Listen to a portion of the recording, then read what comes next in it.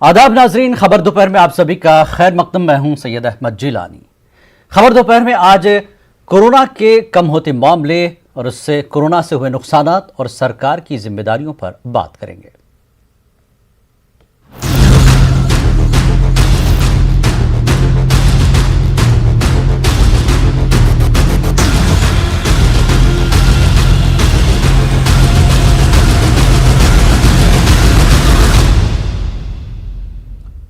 मुल्क में कोरोना के नए मामलों में नुमाया कमी दर्ज की जा रही है। गुज़श्ता कुछ दिनों के दौरान शिफायाब होने वालों की तादाद नए मामलों से ज्यादा है। आदाद शुमार के मुताबिक पिछले 24 घंटों में कोरोना के 1,34,154 नए मामले सामने आए हैं, जबकि इसी अरसे में 2,11,000 से ज्यादा अफराद शिफायाब हुए हैं। अमवात की बात करें तो एक दिन में 3,000 से कम यानी 2,887 अमवात हुई हैं। मुल्क में कोरोना के एक्टिव मामले 17,13,413 है। कोरोना के खिलाफ मुल्क में अब तक 22 करोड़ 10 लाख से ज्यादा लोगों को वैक्सीन का डोज दिया जा चुका है। इसके साथ हुकूमत ज्यादा से ज्यादा लोगों को टीका लगाने की कोशिश में जुटी है। मरकज ने बायोलॉजिकल ई कंपनी के साथ मुआहदा किया है। 30 करोड़ डोज के लिए मरकज ने 1,500 करोड़ रुपए पेशगी रकम अदा की है। फेज 1 और 2 के कामयाब तजुर्बे के बाद तीसरे मरहले की ट्रायल जारी है। उम्मीद की जा रही है कि अगस्त सितंबर तक वैक्सीन की पैदावार शुरू हो जाएगी। उधर मॉडर्ना और फाइजर की वैक्सीन की जल्दी दस्तयाबी के लिए मरकज उनकी शर्तें मानने को तैयार हो गई है। एक तरफ हुकूमत ज्यादा से ज्यादा कोरोना टीकाकारी पर तवज्जो दे रही है, तो वहीं मुल्क के मुख्तलिफ इलाकों में तिब्बी अमलों पर हमले किए जा रहे हैं। ताज़ा मामला महाराष्ट्र के पालघर का है, जहां आदिवासी इलाके में वैक्सीनेशन टीम पर हमला हुआ। टीकाकारी टीम के साथ बदतमीजी और मारपीट के 2 वाकयात पेश आए। उधर महाराष्ट्र के वज़ीर आला उद्धव ठाकरे आज डिजास्टर मैनेजमेंट के अफसरों के साथ अहम मीटिंग करने जा रहे हैं, जिसमें कोरोना की सूरत हाल का जायजा लिया जाएगा और साथ ही 12वीं जमात के इम्तिहान मनसूख करने पर भी बातचीत होगी। वाज़ेह है कि महाराष्ट्र में कोरोना की दूसरी लहर में फिल्मी और टेलीविजन सनत को अब तक 2,000 करोड़ रुपए का नुकसान हो चुका है। इस सनत से जुड़े लाखों लोग मुतासिर हुए हैं। फेडरेशन ऑफ वेस्टर्न इंडिया सने एम्प्लॉयज ने वज़ीर आला उद्धव ठाकरे को खत लिखा है और उनसे शूटिंग की इजाजत देने की मांग की है। और दूसरी तरफ उत्तर प्रदेश में कोरोना की वजह से यतीम हुए बच्चों की कफालत पर मुश्तमिल स्कीमों का खाका तैयार कर लिया गया है।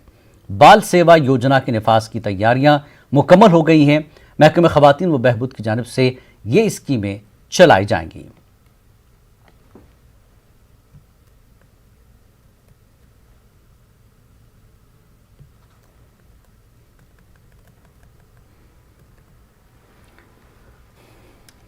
और आइए इस वक्त हमारे साथ मुल्क के मुख्तलिफ शहरों से हमारे नुमाइंदे अरबाज और वसीम अंसारी इस वक्त जुड़ चुके हैं।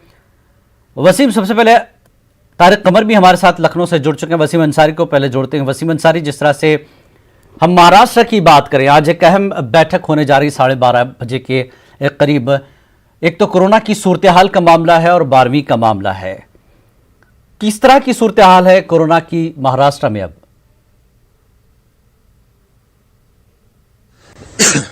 देखिए, पिछले कुछ दिनों से महाराष्ट्र में जिस तरह से नंबर्स कम हो रहे हैं, इसे लेकर महा सरकार काफी चिंता मुक्त नजर आ रही है। लेकिन इतनी भी तरीके से अभी तक खत्म नहीं हुआ, ये भी जानती है। ये एक वजह है कि अब 15 दिन का जो लॉकडाउन है वो बढ़ा दिया गया था।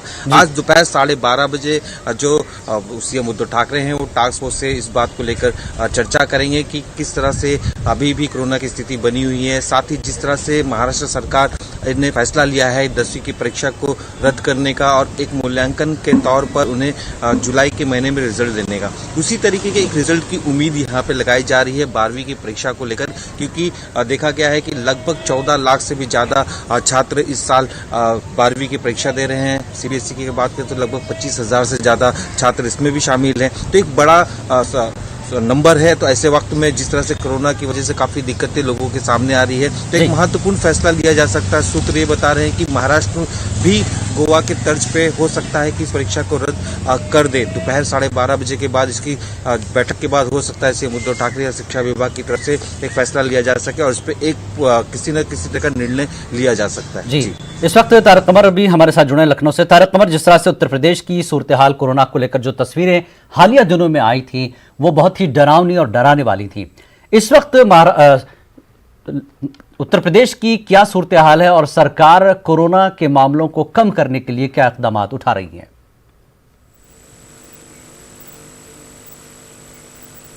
हाँ देखिए, जैसा कि आपने अभी बताया जिलानी कि उत्तर प्रदेश उन रियासतों में शामिल रहा जहाँ पर तबाही और बर्बादी हर एतबार से, चाहे वो जानी नुकसान हो या माली नुकसान हो, बहुत ज़्यादा हुई।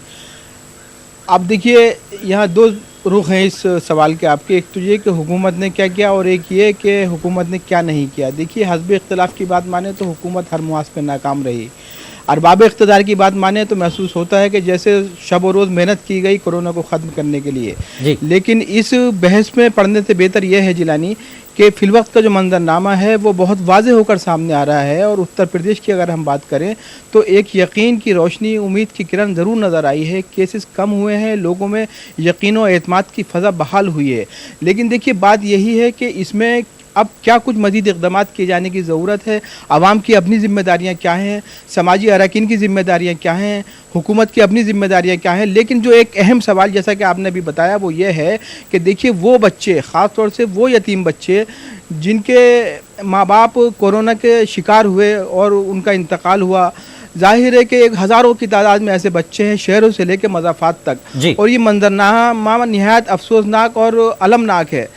तो इस बाब में जो हुकूमत ने पेशरफ्त की है वो बहुत अहम है और वो पेशरफ्त ये है कि बाकायदा तौर पर ऐसी स्कीमें तैयार कर ली गई हैं, ऐसी योजनाएं बनाई गई हैं जिससे उन यतीम बच्चों की किफ़ालत का माकूल बंदोबस्त इंतज़ाम किया जा सके। महकमा जो ख़वातीन है, बहबूद का महकमा है, उसको ये जिम्मेदारी सौंपी गई है। इसमें कुछ ज़िम्मेदार दूसरी तंजीमों को भी लगाया गया है जो कि ये आदाद शुमार पेश करेंगी कि कितने बच्चे हैं, किन किन मज़ाफ़ात से, देहात से, शहरों से ये बच्चे हैं और अब वो किसके पास है, उनकी किफ़ालत कौन कर रहा है। लेकिन देखिए बात बुनियादी तौर पर यही है कि अब यहाँ पर प्रोसेस को आसान बनाने की ज़रूरत होगी। अगर हुकूमत वाकई संजीदगी से इन बच्चों की किफ़ालत करना चाहती है, मदद करना चाहती है, तो इस प्रोसेस को आसान बनाने की ज़रूरत होगी जिसके ज़रिए वो दरख्वास्तें बच्चों की हुकूमत तक पहुँच सके। अगर इसमें फिर दस्तावेज़ के मामले में ज़्यादा सख्ती बढ़ती गई तो जाहिर है कि यतीम बच्चे कैसे ये सब कर पाएंगे। तो बुनियादी बात यही है कि देखिए कि मासूम बच्चों से लेकर 18 साल तक के बच्चों को इसमें लिया गया है और उनके तमाम ज़िंदगी ज़रूरियात पूरी करने के साथ साथ उनकी पढ़ाई के इंतज़ाम की बात की जा रही है। तो जिलानी फिलवक्त जो है वो मंजरनामा बहुत नुमाया और वाज़ेह होकर आ रहा है और यतीम बच्चों की किफ़ालत के बाब में जो हुकूमत ने कदम उठाया है उसकी सताइश की जानी चाहिए और फिलवक्त इस हवाले से सताइश की जानी चाहिए कि एक खाका तैयार हुआ है। अब आइंदा हमें ये देखना है कि इस खाके पर अमल दरामद किस अंदाज से होता है, समाजी लोग किस अंदाज से सामने आते हैं और अरबाब इक़्तिदार से मुंसलिक लोग किस अंदाज से सामने आते हैं। बिल्कुल, इन बच्चों के लिए एक सरकार का जो कदम है वो बेहतर कदम है। जैसा कि आपने कहा कि दस्तावेजात के मामले में कहीं ये मामला जो है तूल न हो जाए और बच्चों को इस पूरे मामले में, दस्तावेजात के मामले में मुश्किलों का सामना न करना पड़े। रंजीता हमारे साथ दिल्ली से जुड़ चुकी है। रंजीता, मुल्क में एक तरह से कोरोना के जो नए मामले हैं उसमें कमी देखी जा रही है और जो शिफा हो रहे हैं लोग, जो बेहतर हो रहे हैं, जो मरीज डिस्चार्ज हो रहे हैं, उनकी तादाद बढ़ रही है। कैसे देखा जा रहा है इस कदम को? सरकार की जो पॉलिसी रही लॉकडाउन की, कहीं कर्फ्यू की, कहीं कुछ ना कुछ पाबंदियां सख्ती लगाई गई हैं, इसकी एक वजह है।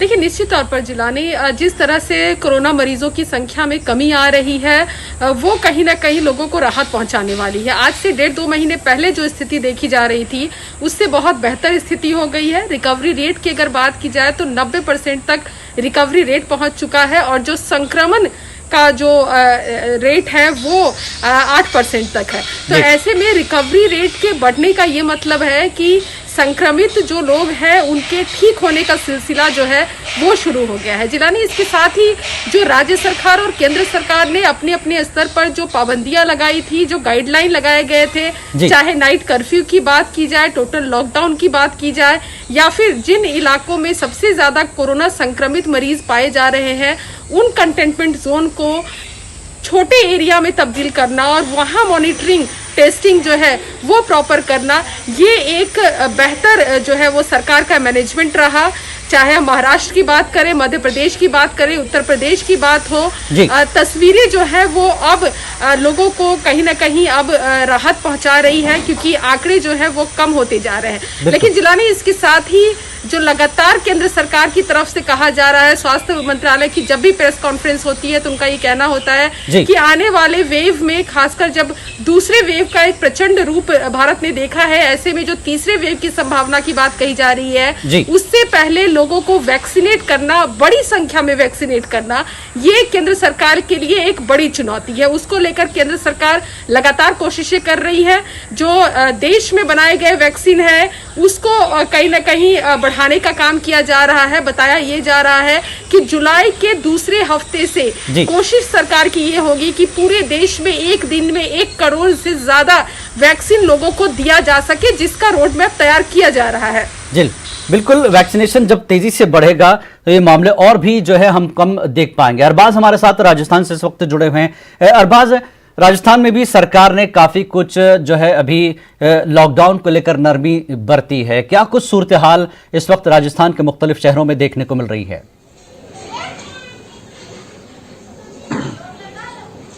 जी बिल्कुल जिलानी, देखिए राजस्थान में करीब 46 दिन बाद में लॉकडाउन में रियायत दी गई और करीब आप देखिए कि 4 से 5 घंटे के लिए जो बाजार में दुकानदार हैं उनको ये इजाजत दी गई है कि वो अपने दुकान खोल सकते हैं, थोड़ा बहुत धंधा कर सकते हैं, रोजगार कर सकते हैं। और जो जयपुर के तमाम बड़े बाजार हैं वहां पर व्यापार संगठनों ने बाजार को खोलने की शुरुआत की। लोगों में दहशत बहुत ज्यादा है, क्योंकि देखिए कोरोना की जो पहली लहर थी उस वक्त में कैजुअलिटीज इतनी ज्यादा नहीं थी, चाहे ऑक्सीजन का मामला हो, ब्लैक फंगस का मामला हो, इन तमाम चीजों को लेकर के एक सवाल थे लोगों के जहन के अंदर कि ये चीज है भी या नहीं। लेकिन सेकेंड वेव के अंदर जब उन्होंने इन तमाम मामलों को अपनी आंखों से देखा तो मैंने खुद उन व्यापारियों के अंदर दहशत देखी और बड़ी परेशानी का माहौल देखा। लेकिन सरकार कोशिश कर रही है, जैसे कि आप देखिए कि राजस्थान में जो रिकवरी रेट है वो 95% पे आ चुकी है और जो मामला करीब आप देखिए 1 महीने पहले, 15 दिन पहले बहुत ज्यादा थे, 10 से 15 हजार रोजाना केसेज आ रहे थे,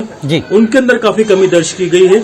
अभी जो केसेज है एकदम से वापस डाउन गए हैं, 241 के करीब कल जो है जयपुर के अंदर केसेस थे। और राजस्थान की हुकूमत और भी कोशिश कर रही है कि भाई जो जरूरी कदम है वो उठाए जाएं। 10वीं 12वीं के जो एग्जाम है कल वो रद्द कर दिए गए हैं। बाजार में लोगों से बातचीत की जा रही है, समझाइश करने की कोशिश की जा रही है कि देखिए कि जो बाजार का चलना और जो हमारे माली हालात का बेहतर होना बहुत जरूरी है, क्योंकि आम आदमी बहुत ज्यादा लंबे वक्त तक जो है लॉकडाउन में रह करके घर बैठ करके नहीं खा सकता है। ऐसी स्थिति के अंदर बाजार भी चलाया जाए और जो हालात को काबू में लेकर के जो मुश्किल दौर है उसे भी दूर किया जाए। राजस्थान की हुकूमत ने लगातार इस बात का मुतालबा किया है कि जो वैक्सीनेशन है तमाम हिंदुस्तानियों को वो मुफ्त कराया जाए। हालांकि राजस्थान में इसकी कवायद शुरू की गई, लेकिन माली हालात उतने अच्छे नहीं थे। जो राजस्थान के तमाम गवर्नमेंट एम्प्लॉयज हैं उनकी सैलरी काटने की बातचीत की गई कि उस सैलरी को काट करके उस पैसे को बचत करके उससे लोगों के वैक्सीनेशन के लिए काम में लिया जाए। लेकिन जो एम्प्लॉयज एसोसिएशन थी राजस्थान की, उन्होंने इस बात की मुखालफत की और कहा कि आपको अगर काम करना है तो आप अपने हिसाब से कीजिए, लेकिन उन एम्प्लॉयज के पैसे को काट करके इस बात का क्रेडिट आप राजस्थान की हुकूमत को क्यों दिलाना चाहते हैं? जी जद्दोजहद अभी जारी है राजस्थान में और भी बहुत सी कोशिशें की जानी, क्योंकि ब्लैक फंगस एक बड़ा देखा जाए जो परेशानी का सबब बन चुका है। जो कोरोना की रिकवरी के बाद में लोगों में ब्लैक फंगस के मामले काफी ज्यादा आ रहे थे और राजस्थान ही ऐसी हुकूमत थी जहां पर इसको जो है वबा डिक्लेयर किया गया और उसके बाद में जो रिकवरी के काम और कोशिशें जारी हैं। तीसरी जो वेव है उसको लेकर के राजस्थान की हुकूमत कोशिश कर रही है और राजस्थान की हुकूमत ने ही सबसे पहले अगर देखा जाए जो बच्चे यतीम हो चुके हैं कोरोना की फर्स्ट और सेकंड वेव में, उनके लिए खास तौर पर एहतियाती कदम उठाने की कोशिश की है। जो राजस्थान का बाल आयोग है उसने बाकायदा ऐसे जो भामाशाह हैं, ऐसे लोग हैं, ऐसे जो एनजीओ हैं उनसे साथ मिलकर के कोशिश की कि उन बच्चों की तालीम से लेकर के तमाम बुनियादी जरूरतों को और उनकी जो भी आगे आने वाली परेशानियां उनको दूर करने के लिए कोशिश की जाए। और खास तौर पर जो राजस्थान में हर जिले के अंदर एक चाइल्ड जो है डेडिकेटेड कोविड सेंटर तैयार किए जाए, ताकि जो कोरोना के थर्ड वेव के बारे में बताया जा रहा है इसका जो असर और जो निशाना है वो बच्चों के ऊपर बहुत ज्यादा होगा। इन हालात के अंदर हर जिले के अंदर राजस्थान में अभी से ये कोशिश शुरू कर दी गई है कि जो तीसरी वेव है उसकी तैयारी की जाए और बच्चों को बचाने के लिए कुछ इंतजाम अभी से ही करे जाए, ताकि जो सेकेंड वेव में नुकसान हुआ बिना तैयारी के वो थर्ड वेव में ना हो। जी बिल्कुल। वसीम हमारे साथ हैं। वसीम, जिस तरह से आपने कहा कि मामले अभी भी महाराष्ट्र में एक तरह से देखा जाए तो चुनौतियां सरकार के सामने हैं जरूर। अब दूसरी चीज ये हो गई कि लोगों को वैक्सीनेट कराया जाए, ज्यादा से ज्यादा देहात तक पहुंच रही है सरकार, गांव तक जो है वैक्सीनेशन टीम पहुंचती है, लेकिन उन पर हमला होता है, बदतमीजी होती है। पुलिस को भी अब जो है देहात गांव के लोग समझ नहीं पा रहे। तो सरकार के सामने कितनी मुश्किल है कि गांव देहात के लोगों को भी जो है वैक्सीन कराया जाए और उनको शऊर बेदार कराया जाए, उसके बारे में सही जानकारी दी जाए। इस चुनौती को कैसे देखा जा रहा है और सरकार की तैयारी गांव देहात को लेकर क्या है?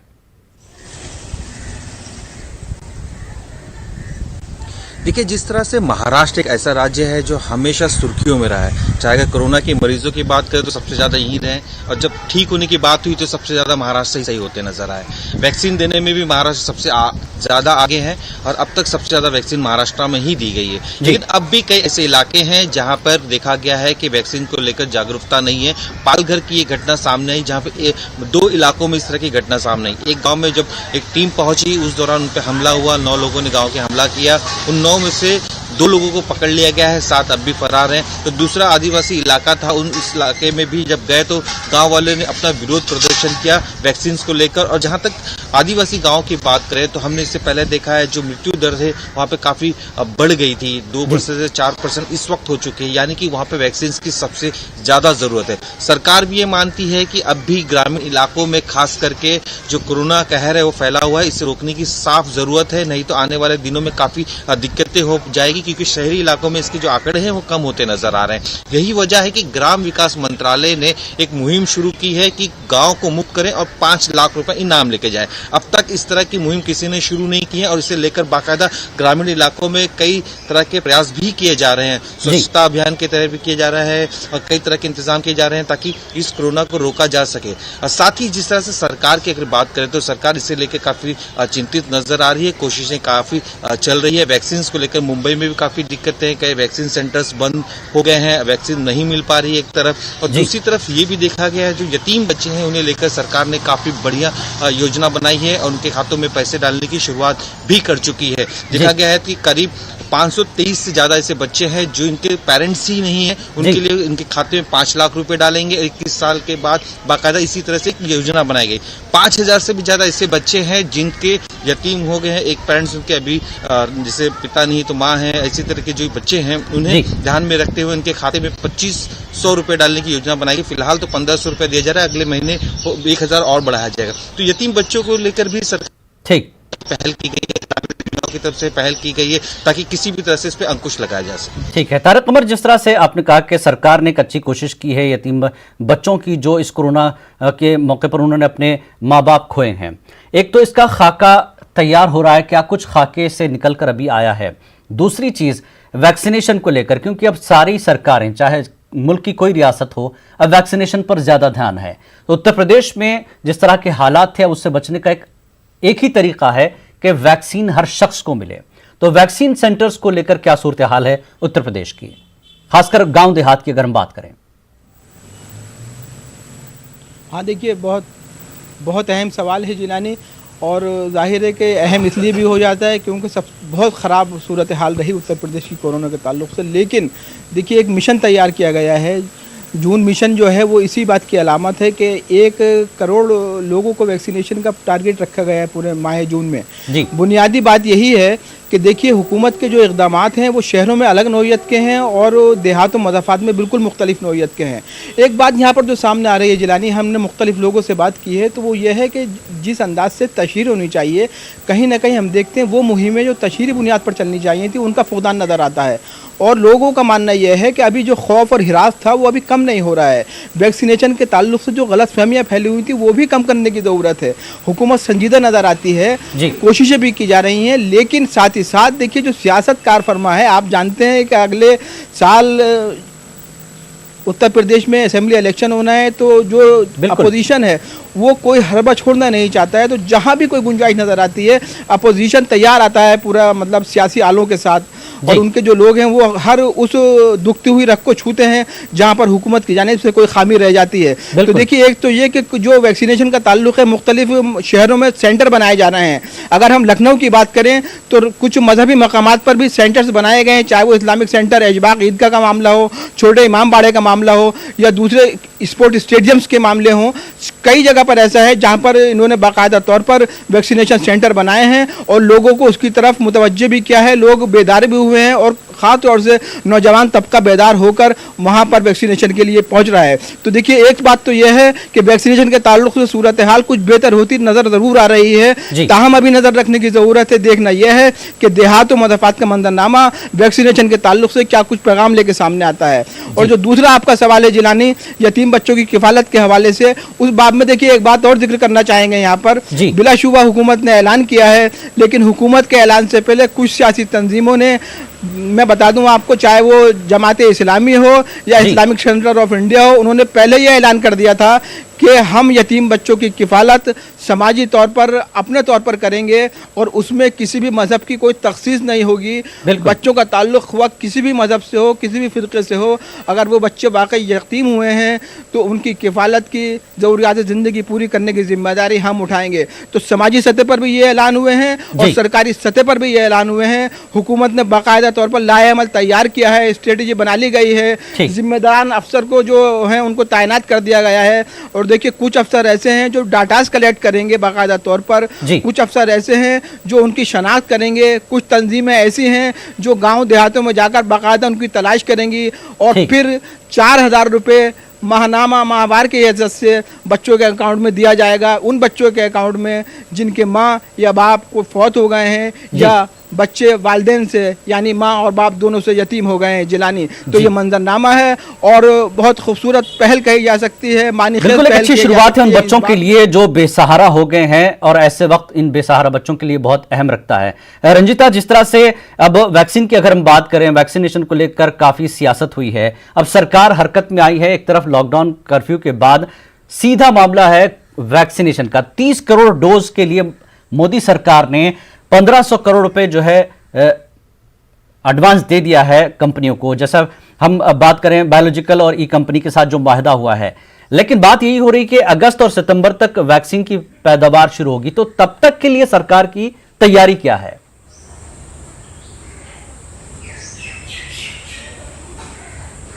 देखिए जिलानी, सबसे बड़ी चुनौती यही है कि देश की जनसंख्या ज़्यादा है और प्रोडक्शन नहीं हो पा रहा है। वैक्सीन उतनी तादाद में सरकार को मिल नहीं पा रही है, उसको लेकर सरकार हर मोर्चे पर काम कर रही है। एक तरफ कई कंपनियां हैं जिसको एडवांस पेमेंट कर रही है ताकि वो अपने प्रोडक्शन को बढ़ाने की कोशिश करे, वहीं दूसरी तरफ जो विदेशी कंपनियां हैं, यहाँ जैसे हम भारत की अगर बात करें तो आज की तारीख में 3 वैक्सीन जो है वो भारत में लगाई जा रही है। स्पुतनिक वी भी अब लगना शुरू हो चुका है, इसके अलावा कोवैक्सीन और कोविशील्ड। लेकिन इसके अलावा चाहे हम मॉडर्ना की बात करें, फाइजर की बात करें, इन जो विदेशी कंपनियां हैं इनके कुछ बंदिशें थी, जो गाइडलाइन थी भारत सरकार की तरफ से जी, उसको भी कहीं ना कहीं DCGI ने उसमें रियायत बरती है। पिछले दिनों की अगर खबर की बात की जाए जिलानी, तो बड़े स्केल पर भारत सरकार ने जो नियम लगाए हुए थे विदेशी कंपनियों पर, उन नियमों को में ढील रखी है इस वजह से, ताकि विदेशी कंपनियां भी भारत में आकर जो है वो वैक्सीन लगा सके। सबसे बड़ा मुद्दा जो रहता है विदेशी कंपनियों के लिए वो है ब्रिजिंग टेस्ट। कहा यह जाता है कि जो दूसरी देशों में अगर वैक्सीन जो है वो अगर ट्रायल है या वो वैक्सीन लगाया जा रहा है लोगों को, इसके बावजूद भी अगर कोई विदेशी कंपनी भारत में वैक्सीनेट करना चाहे तो उसे 3 ट्रायल से गुजरना होगा। तीसरे ट्रायल में अगर पॉजिटिव रिपोर्ट आती है उसके बाद भारत सरकार उसे अनुमति देगी कि वो देश में वैक्सीन का काम शुरू करे। लेकिन इस ब्रिजिंग ट्रायल को भी कहीं ना कहीं रियायत के तौर पर दिया गया है। जिस भी वैक्सीन कंपनियां हैं जो दूसरे देशों में वैक्सीन उसके इस्तेमाल किए जा रहे हैं, उनको ब्रिजिंग ट्रायल की जरूरत नहीं होगी। इसके साथ ही जिलानी एक और जो खबर है जो अभी निकल कर आ रही है सरकार की तरफ से, सरकार के सूत्रों के हवाले से जो खबर आ रही है, सीरम इंस्टीट्यूट ऑफ इंडिया ने सरकार से अपील की है, DCGI को अपील भेजी है कि स्पुतनिक वी का प्रोडक्शन वो करना चाहते हैं। इसको लेकर फैसला DCGI को करना है, जिसके पास सीरम इंस्टीट्यूट ने अपनी जो आवेदन है वो दिया है। तो हम कह सकते हैं कि हर मोर्चे पर, चाहे वो सरकार का मोर्चा हो, ड्रग कंपनियों की बात हो, विदेशी जो वैक्सीन बना रहे कंपनियां उनकी बात हो, हर मोर्चे पर तैयारी ये की जा रही है कि जिस जनसंख्या से आज भारत में जितनी जनसंख्या है उस तादाद पर वैक्सीन उपलब्ध हो लोगों तक और लोगों को जल्द से जल्द ज्यादा से ज्यादा संख्या में वैक्सीनेट किया जा सके। जी हमारे पास अब वक्त भी बहुत कम है। दो सवाल मेरे वसीम और अरबाज से होगा। वसीम, एक चीज तो यह है कि फिल्म इंडस्ट्री को काफी नुकसान हुआ है इस कोरोना की लहर में। अब सीएम से वो शूटिंग की इजाजत चाहते हैं, इख्तिसार से बताएं क्या कुछ सरकार इस पहलू को लेकर कर रही है? देखिए, बॉलीवुड यानी कि महाराष्ट्र देखा गया कि सबसे ज्यादा फिल्में यहाँ बनती हैं, वेब सीरीज बनती हैं और बड़े स्टार्स भी मुंबई में रहते हैं। लगातार जिस तरह से कोरोना की वजह से काफी दिक्कतें आ रही हैं और कई जो यूनिट्स हैं वो महाराष्ट्र से दूसरे राज्यों की तरफ मूव कर चुके हैं। मध्य प्रदेश में कई और या फिर गुजरात की तरफ लोग शूटिंग के लिए जा रहे हैं, कुछ तो यूपी की तरफ भी जा रहे हैं। ऐसे वक्त में जिस तरह से महाराष्ट्र में बॉलीवुड को लेकर नुकसान हो रहा है, इसे लेकर बाकायदा जो यहाँ की यूनियन है काफी परेशान है। उन्होंने पत्र लिखा है जिसमें इस बात का उल्लेख किया है कि 50 से ज्यादा फिल्में, 200 से ज्यादा वेब सीरीज और कई सीरियल्स जो है वो बंद होने की कगार पे, जिसकी वजह से साफ तौर पे जो मजदूर वर्ग है जो इनसे जुड़ा हुआ, चाहे राइटर्स हो फिर या डायरेक्टर्स हो या फिर इसके लाइटमैन है या कैमरामैन है, इन सब पे बेरोजगारी का असर साफ तौर पे दिखाई देने लगा। एक जिस तरह से सब तरीके से लॉकडाउन के दौरान राहत दी गई है, उसी तरीके से अनलॉक इनके लिए भी किया जाए, एक लिमिटेशन रखा जाए, इस लिमिटेशन के बाद शूटिंग करने की परमिशन दी जाए ताकि कुछ लोगों को रोजगार मिले। इससे पहले भी देखा गया था कि राज ठाकरे ने बाकायदा कई फिल्म उद्योग से जुड़े लोगों से बात की थी और अपनी बातें सीएम उद्धव ठाकरे के सामने रखी थी ताकि जल्द से जल्द परमिशन मिले और जो ये बॉलीवुड है इन्हें भी शूट करने का मौका दिया जाए। बिल्कुल अरबाज, हमने हाल ही में देखा कि कुछ जगहों पर ढील दी गई, कुछ शहरों में वक्त का जो मामला है, व्यापारियों का कहना है कि यह वक्त बहुत कम है, थोड़ा वक्त में ढील दी जाए सरकार, व्यापारियों के लिए खासकर उनकी शिकायत थी। जी बिल्कुल, देखिए सुबह 7 बजे से 11 बजे तक का वक्त सरकार ने मुकर्रर किया है, लेकिन आमतौर पर देखा जाए तो शहरों के अंदर जो खरीदार होते हैं 11 बजे तो बाजार में खरीदारी के लिए पहुंचते हैं। तो सबसे बड़ी प्रॉब्लम यह है कि आप देखिए कि जब आप वक्त को मुकर्रर कर देंगे तो कम वक्त में ज्यादा भीड़ होगी क्योंकि ज्यादा जरूरतमंद होगी, और अगर वक्त को बढ़ाया जाएगा तो उन लोगों की जो भीड़ है वो डिस्ट्रीब्यूट हो सकेगी उस हिसाब से, और संक्रमण की जो दर है वो भी कम हो सकेगी। जो व्यापारियों की मांग है वो अपने आप में जायज है कि जब तक वक्त नहीं बढ़ाया जाएगा तो बाजार के अंदर व्यापार कैसे होगा और लोगों के माली हालात कैसे सुधरेंगे। और सबसे बड़ा सवाल अभी यही है लोगों के साथ में, चाहे वो मजदूर हो, चाहे छोटे दुकानदार हो, चाहे व्यापारी हो, चाहे बड़े लोग हों, तमाम लोगों के सामने कि जब तक बाजार नहीं चलेगा, अर्थव्यवस्था फिर से पटरी पर नहीं आएगी, तब तक लोगों के हालात कैसे सुधरेंगे। जैसे कि हमारे मुंबई के संवाददाता भी बता रहे थे कि जो मुंबई की फिल्म इंडस्ट्री है वो पूरी तरह से बंद होने के कगार पे, राजस्थान में ही रही जो टूरिज्म इंडस्ट्री है वो यहाँ की लाइफलाइन मानी जाती है, वो भी खुली नहीं है। जब तक वो नहीं खुलेगी तो छोटे मोटे बाजार खोलने से अर्थव्यवस्था पटरी पर नहीं आएगी। बिल्कुल, बहुत बहुत शुक्रिया आप चारों का। रंजीता, अरबाज, वसीम और तारक कमर, मुख्तलिफ शहरों से आपने पूरी जानकारी दी। पूरे देश को पता चला कि इस वक्त हिंदुस्तान के किन शहरों में कोरोना को लेकर क्या सूरत हाल। नुकसान सिर्फ लोगों का नहीं, सरकार का भी हुआ है और वैक्सीन हर एक के लिए जरूरी है। और जिन देहात गांव में वैक्सीन को लेकर जो है शऊर बेदार नहीं हुआ है या लोग वैक्सीन के बारे में कुछ गलत सोच रखते हैं, तो इस गलत सोच को हटाइए। और वैक्सीन चूंकि बेहद जरूरी है, सरकार की भी कोशिश है कि हर शख्स को वैक्सीन मिले और कोरोना से पूरे देश को निजात मिले। तो खबर दोपहर में फिलहाल